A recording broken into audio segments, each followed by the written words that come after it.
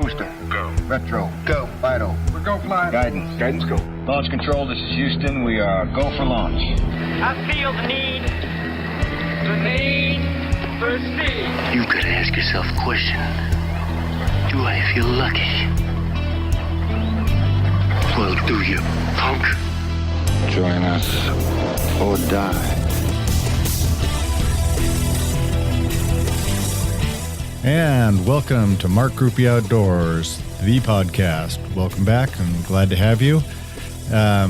Winding down towards the end of waterfowl season here in California. It sucked for a long time, but finally, I don't know if it's got cold up north or what, but the birds have started to appear, and we've started to put the herd on them a little bit. So things have been picking up there, but that's unfortunately about to wind down. But I guess turkey season will be winding up here, and of course we're always chasing hogs. We'll have that going on. So we got lots of good stuff coming up in the works. Ryer, why don't you tell us how people can hunt us down if they wish to hunt us down here? Well, we've got all the Facebook, Instagram, iTunes, website goodies. Just look us up, Mark Groupie Outdoors. That's Grupe if you want to be a groupie, and markgroupieoutdoors.com. And this is obviously Mark Groupie Outdoors, the podcast, and we're on iTunes and Stitcher and all that good stuff. So hunt us down. Yep, there's lots of ways that you can find us and lots of ways to get involved. And, of course, we always love to hear from anybody and talk with you guys and take people hunting and get involved with us. So any way that we can get involved with you, we love to do that. Well, today on our show, we have a gentleman who's been in the outdoor videography and production business for quite a while with some big names. This is Caleb Copeland. He has worked for Sub 7 production company, which produced shows such as The Habit, Mossy Oak Gamekeepers, Crush with Lee and Tiffany, Craig Morgan's All Access, Swarovski Show, and among some other short films. And now he's got some of his own stuff going on. Caleb, welcome to the show. What's up, Mark? What's up, Briar? How are you guys? We're doing great. Thank you very much for spending some time with us here, and hopefully all those young budding videographers and editors who might be listening can pick up some tips here and help them jumpstart their career or their interest in outdoor production. How did you? I'll do my very best. I'm sure you will. How did you get started in this whole thing? Well, I was 20 years old at the time, 21. I was reading in Field and Stream magazine where they were looking to get some youth, I guess you could say, involved in a project they had called Generation Wild, but you had to be 18 years or younger in order to enter. Well, I was 20 or 21 at the time, and my brother at the time was 17 or 18.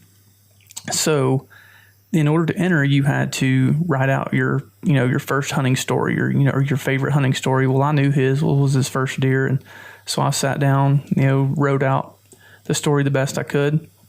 And lo and behold, my brother ends up winning this competition, him and 3 other kids from across the country. Well, one of the, couple of things they got when they won was they got to be on the show on Outdoor Channel called Outdoor Icons, which was produced by Wolf Creek Productions. So I got to go with him to Michigan, see him being filmed for the show, got to see how a production company and a TV show came together. He also got to go on a couple of hunts. He got to tour Realtree farms. He got a bunch of free stuff. And then part of his job for winning was to write an article and do a video blog for the website for Field and Stream magazine and Generation Wild. Well, I wanted his to be better than everybody else's. So we bought a second camera because they gave him a little camera, and they essentially wanted him to do little selfie videos. And I wanted his to be more than selfie videos. So I thought, well, I'll video him and produce them for him because my brother is not very tech savvy at all. I'm actually really the only one in my family that has any technical knowledge. So I guess that's why I made up a family of rednecks. I guess that's why my podcast is called Redneck Tech. But anyway, we produced some videos, and his ended up being a lot better than the rest of the kids. We kind of went above and beyond, and after his tenure was over, at the 1 year tenure for the the Generation Wild winning for the contest, they asked him if he'd stay on and keep doing some stuff for him because he did more than the rest of the kids, and he's like, well, I didn't do any of that, my brother did. So that ended up turning into a paid web show that they wanted me to do for Field and Stream magazine that never aired, but I got paid to produce some hunts with me and my brother, right out of the gate, and they were awful. Looking back on them, I still have them somewhere, but they were terrible. I thought I knew what I was doing, but anyway, that kind of sparked an interest in me that there is money to be made in doing this, and essentially, in my opinion, getting to hunt for a living. So that's what I started doing. For 3.5 years, I would go with whoever'd let me go and film. I didn't hunt at all. Traveled around, filmed everything that I could, tried to meet people, get contacts and learn. And that was essentially what got me started. But what got me my first real paying job, was actually a TV show idea that I pitched to Jeff Foxworthy through a friend of a friend. And it ended up being Foxworthy Outdoors, the web series. The idea changed and evolved, but the idea is essentially what got me my first job. As I wrote him an email, outlined the idea, he sent it to my former boss, who loved the idea and wanted to shoot a pilot and asked me if I wanted to be a part of it.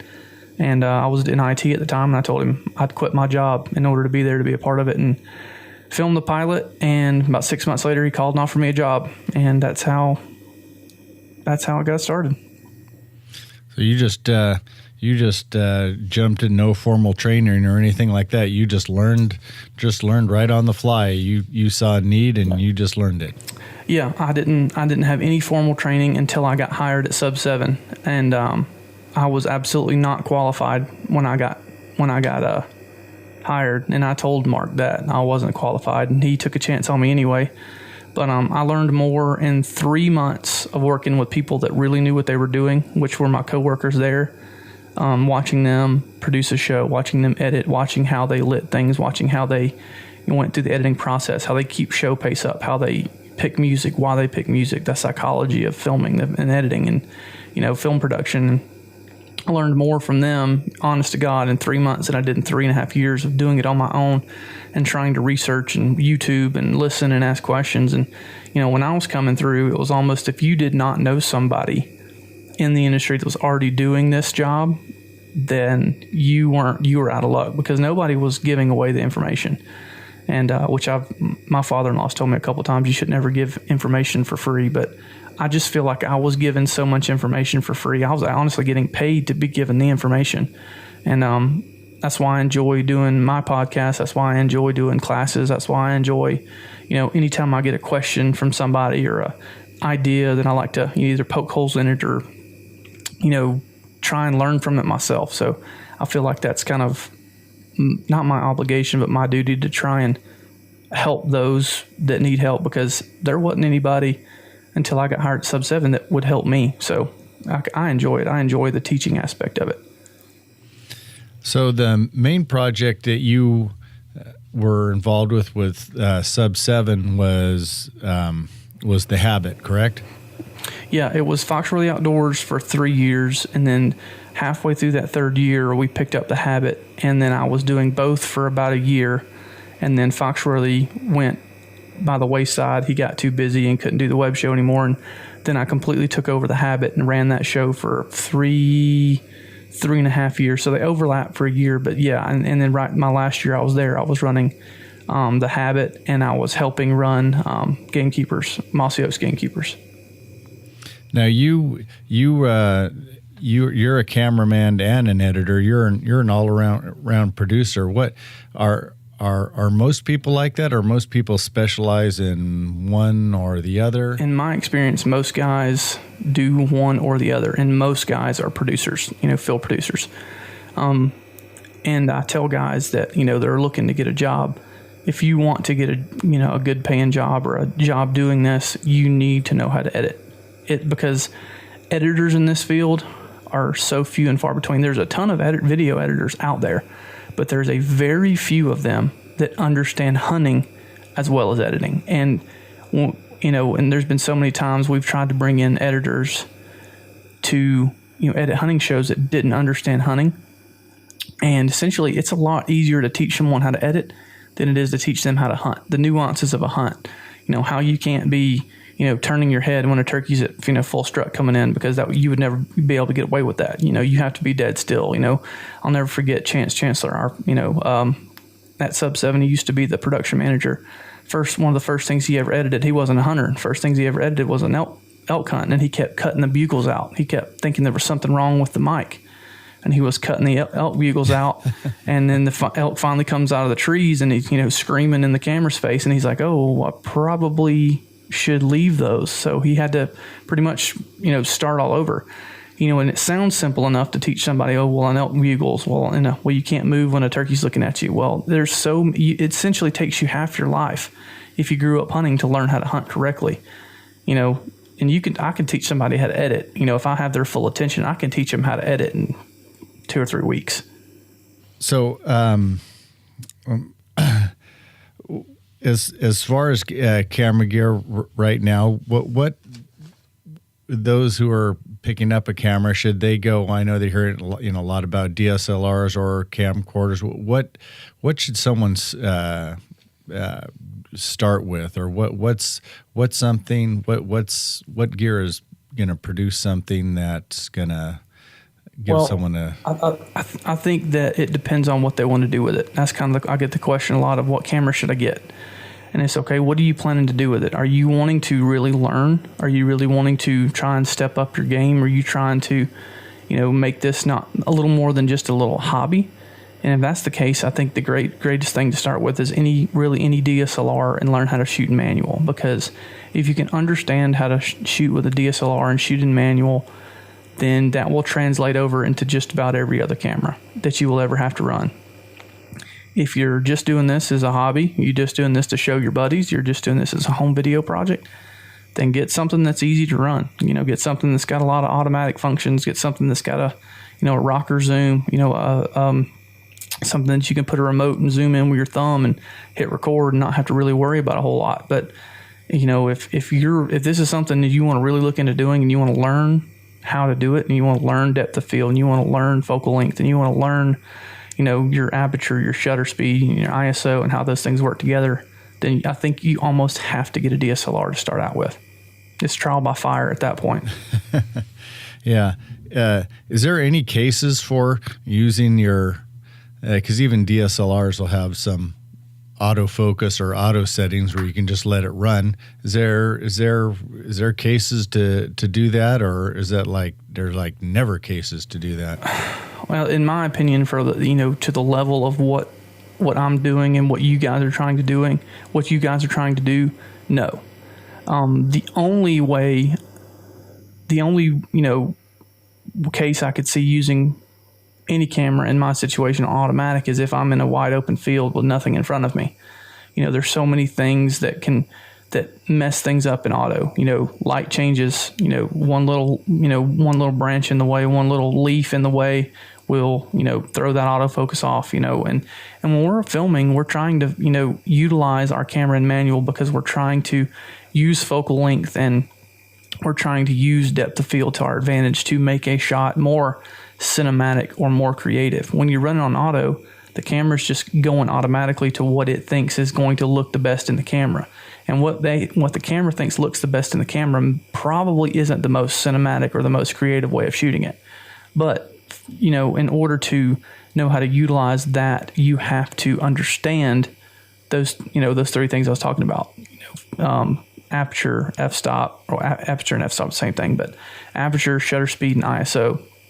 And then once you understand those 3, then you can understand how focal length works and depth of field. And, it to me, when I was first getting started, those words sounded like German. Like I didn't understand what that meant. And I had no idea until somebody held a camera and showed me, look, this is what this is, and this is why this works this way. And, when there's so many avenues now, like YouTube, I tell people anything you can fix or learn just about anything on YouTube now.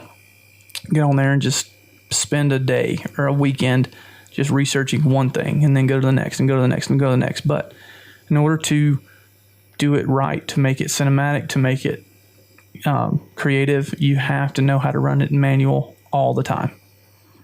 because if you don't, you'll use it as a crutch. If someone wants to get into this industry, what's the best way for them to do it? You talked about you just, wherever you could, you just pressed the record button. Any opportunities that you could get, you just went out and did it. Right now, the best way, in my opinion, to get into the industry is know how to edit. If you know how to hunt, learn how to edit.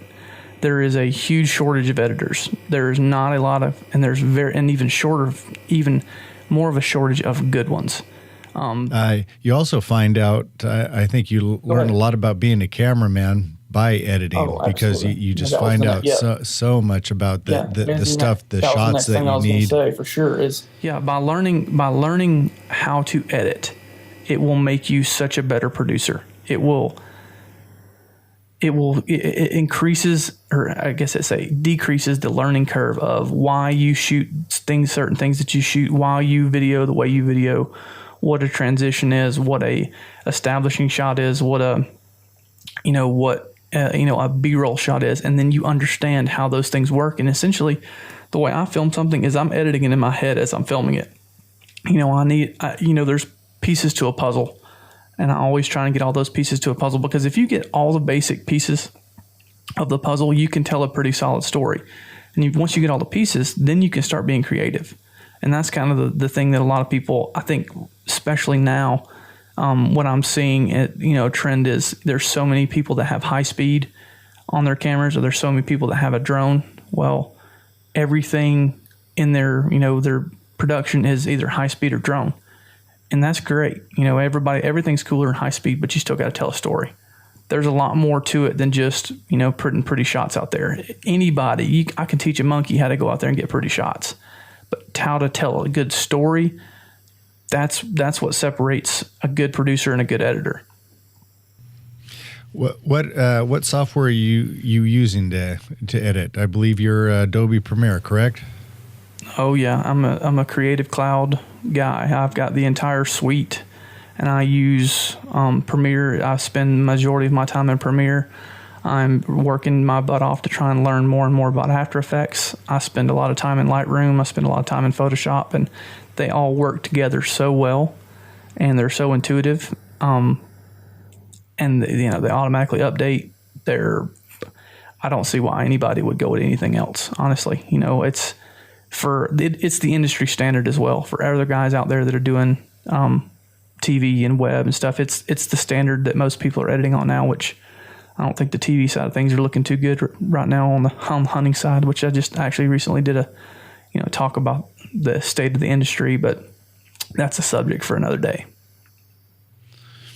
So someone's doing Final Cut or a couple of the other things down there. Would you say, if you really want to future in this thing, try to make the jump over, or can is all hope not lost if they are a dedicated Final Cut guy? I don't think hope is lost in terms of getting a job and doing it. Only thing I'm worried about is once you get into where you're not using the industry standard and you start working or collaborating with someone else, and you want to exchange project files, or you want to pull something in and do something a certain way, or essentially send over somebody's shoulder and collaborate with them on an edit. It's, if you don't know the standard program, it makes it that much harder on you. And I don't know that much about Final Cut X. My first editing program was Final Cut 7. But Final Cut 7 and Adobe Premiere are very similar. Premiere's a little more powerful, has some more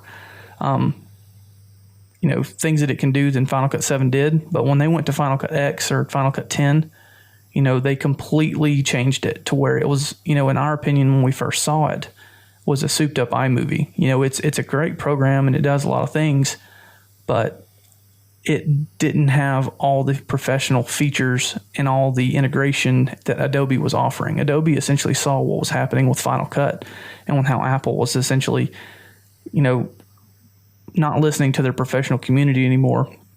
And they filled that void with Premiere. And in my opinion, they killed it. Let's jump, change gears a little bit. And you've worked with, for lack of better words, a number of these celebrities out in the field. Out How are most of them to get along with? Are they the just like you and me, or do you don't have to put any names to any of this stuff because you've worked with a lot of different people. I would never want you to hang anybody out to dry. But what are most of these people like? I honestly don't really have a negative thing to say about really any of them, and I'm not saying that just because one of them might hear of it or anything, but in terms of the people that I work with, especially the Habit, the Crush, Craig, all those people they're extremely hardworking, they're extremely driven, and they're real human beings, man. Which I always joked that being a quote unquote celebrity in the outdoor industry is like being the tallest midget. I mean, that's not really a huge title or a huge accomplishment, I don't guess, but I guess it is a huge accomplishment because they're making a living doing what they enjoy doing. But it's like Lee Lakowski's in his case, if he didn't have a TV show, he'd still be doing the same thing. The TV show for him is a means to an end. He would do, even if he had to eat bologna sandwiches every day to continue to do what he's doing, I have no doubt in my mind nothing would change. He would still manage farms, he would still kill giants, he would still try and improve himself and improve his skill, his everything about himself, his properties.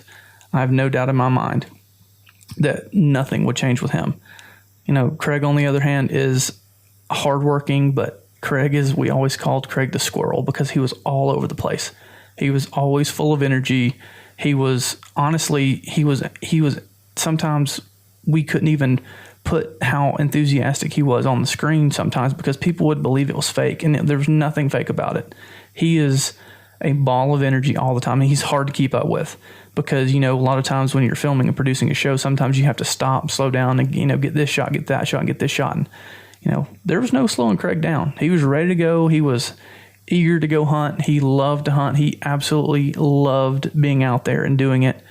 And that was sometimes hard to convey in a way that wasn't like, okay, this is an act, but it was 100% not an act. He is a ball of fun, and he is if you're not ready to go, he will leave you. You got to be ready to rock.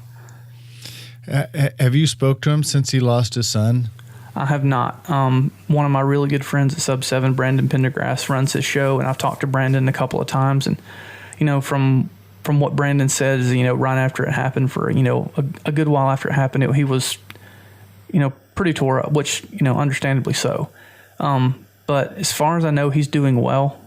He is he's continuing to do the show, which I also think the show was part of a way for him to escape that too a little bit, not to have to think about that all the time because nobody wants to think about that. But according to Brandon, he's doing really well. Better than can be expected. I know probably better than I could have done, for sure. A lot of people you hear when they're talking about people in the industry, they say, "Oh, if those guys had to hunt like us, or if those guys had to, put up with what I did, they wouldn't kill any deer." A lot of these people started out like, you said.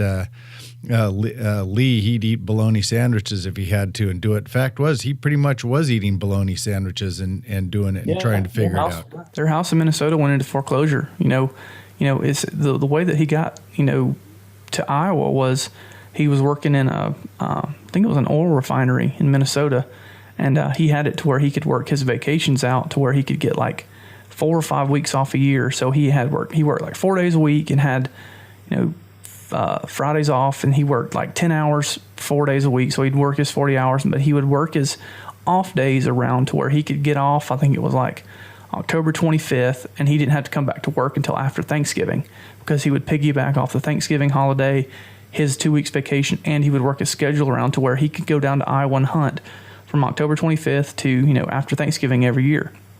And it worked for him for several years. And he ended up, I think he got a promotion, and he was going to make a lot more money, but it was one of those things where he had to do a 9 to 5. He only got 2 weeks vacation, and he couldn't work his off days off like that. So he realized that he was going to lose that time in Iowa, and he's told himself, well, 2 weeks isn't enough. And he got the promotion, and then shortly thereafter quit, called Tiff and said, we're moving to Iowa. And she said, okay. And they picked up and left. I think their house was going into foreclosure, but he bought for the last, little bit of money he had, he bought it's like a plow or a planter or something from a farmer out of a yard, stayed in a rental house that an outfitter had, that it was a friend of his that rented that house, and got knew a bunch of people at Realtree, Scentlock, wanted to start the show, and paid them enough essentially for them to live to do the show. They didn't even know the show was going to be good. They had no idea. They didn't have TV, and they showed up to ATA the next year and had a line of people waiting to sign autographs. And Lee said it's been crazy ever since. But it was one of those things to where he hears that all the time, to where, well, man, yeah, if I had 6,000 acres in Iowa, I could do that too. Well, he didn't have 6,000 acres in Iowa. He went and got 6,000 acres. He went and, talked to people, met people, shook hands, worked his butt off. And it's just like, anybody can sit there and make excuses. It's the same thing, not to, compare me to Lee Lakowski, but so many people say that, I couldn't do what I was going to do, but I was bound and determined I was going to make a living hunting somehow. And I didn't, my wife, I hold this over her head all the time just for fun, but she told me this was essentially a pipe dream, that there was no way I was going to be able to make a living. I needed to get a real job with a 401k and a IRA and retirement and all this. And I said, if you think I'm going to be somebody that sits in an office every day, you're marrying the wrong person, because that's not happening. I'm absolutely going to make this my career. I don't care how long it takes me, and I don't care how much money I make, but I'm going to do it. And when I got hired at Sub 7, I would have done it for free, which I didn't make much money in the beginning, but I would have done it for free. I absolutely would have, because it's what I wanted to do. Well, that's a great story. That's a great story about you, and it's a great story about Lee. And I'm sure a lot of those celebrities had the same road. What camera do you like to use in specific when you're out in the field right now? Do you have a go-to camera, or do you have something you're running 80% of the time? For the last 2 or 3 years, I've been running the FS7 a really good bit. I love that camera. Its ergonomics aren't the best, but picture's great, and it's kind of become the industry standard camera for most folks. I've run an FS5 a good bit, which is essentially the baby brother to the FS7. And with the new firmware update, you can run 120 frames continuous, which that was essentially the drawback on the F5 or FS5 was you could shoot in high speed, but you had to do what was called a cache or a buffer, to where you could only shoot high speed for like 8 seconds and get 1080 video at 240 frames. Well, they just released a firmware not too long ago to where now you can do that continuous in 120 frames, which I think's God's plenty, especially for bow hunting or stuff like that. And I love that camera because of the size. I love the fact that it shoots on SD cards. The codec's not quite as rich as the FS7, but it's smaller, more packable, lighter, a little more versatile. It's not too small to where when you're hand holding it looks like you're in an earthquake, but it's heavy enough to where you can be stable. And it's got all the features that I want. It'll shoot in 4K. It shoots high speed. It's got, my XLR inputs, everything's in manual. It's a cinema camera because it's got removable lenses. It's a dang sight cheaper than an FS7.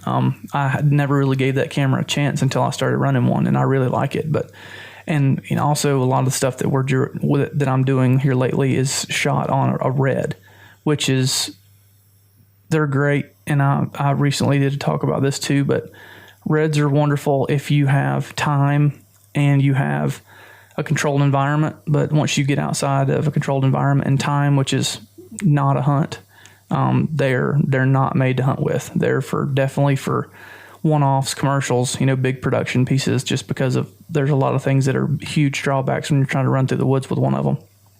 What hunts are the hardest to video, and what are the easiest ones? Oh man, ducks, or not really necessarily ducks. Anything that flies is extremely hard. And I've been on quite a few duck hunts filming. I'm actually going to go on a duck hunt with some friends of mine later this week. But I love to hunt them. I hate to film them because there's so many factors that you're fighting when you're trying to film. You're trying to film a small dark bird essentially flying 1,000 miles an hour, usually against a bright sky or at least brighter than they are sky. So you're fighting your exposure all the time. They're never sitting still. They're never slow. And your focus is changing all the time. And if you're trying to shoot it cinematically like we are, you've got a really shallow depth of field, and you're really trying to get a shallow, focus essentially. So finding focus is hard. Once you find the ducks and they're not coming, the only way to film a duck hunt right, or in my opinion right, is to have them feet down in the decoys. Which let's be honest, how many times does that actually happen? Or how many times do hunters actually let them come that far? Because usually they're working them and they'll make 3 circles, and the third circle they're low enough to shoot at, and they're shooting at them. But that's why all duck hunts, in my opinion, look the same, is because it's just a little black dot falling out of the sky. And that's why I hate them. And that's why they rate worse than anything on television, because they all look the same. And they're extremely hard to film, and it's extremely hard to do right. But as far as the easiest thing to film, in my opinion, is a turkey or a deer, because you're generally, sitting there on a tripod with a turkey coming in, gobbling, and, you can get set up, which everybody knows a turkey hunt, a good turkey hunt usually happens, 90% of it's the setup. The calling's part of it, but the setup is a lot of it. And when you get set up right and they're acting right, there's nothing really any easier than filming a good turkey hunt. And a deer hunt's kind of the same way. It's kind of the mental fortitude on a deer hunt is you've got to be able to, be able to grind it out and sit in a stand a bunch. But I know a lot of my buddies that do this. We've done that so much. They don't like doing the deer and turkeys anymore. They don't mind the turkeys, but they don't like doing the deer. They don't like sitting in the stand, because I'm telling you, those guys that do the whitetail only shows, like I was talking to Jeff Dankard the other day, they spend so much time in a tree.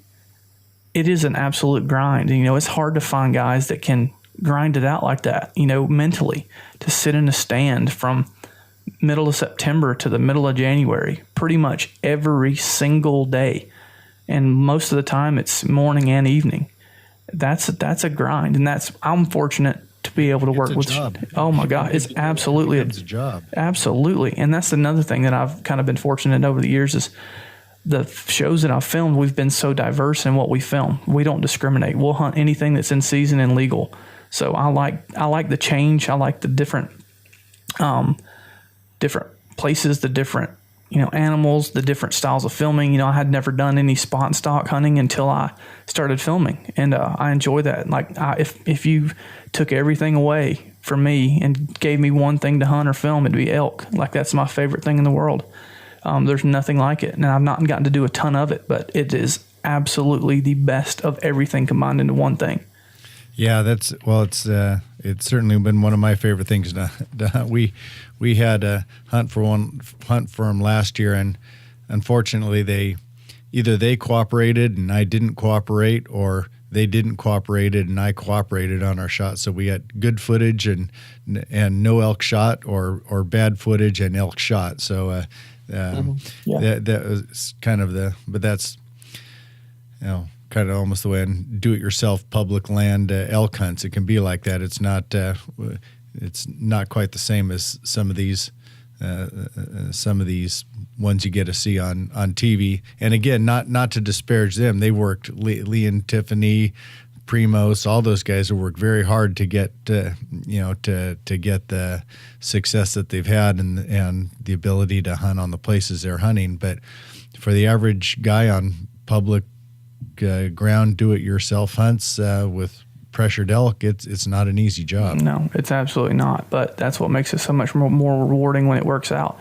But even you hear the thing, hear guys on TV or wherever say that they didn't kill one, but they still enjoyed it, and they're going to keep coming back. I went on 7 elk hunts between filming and hunting myself, and never laid hands on an elk.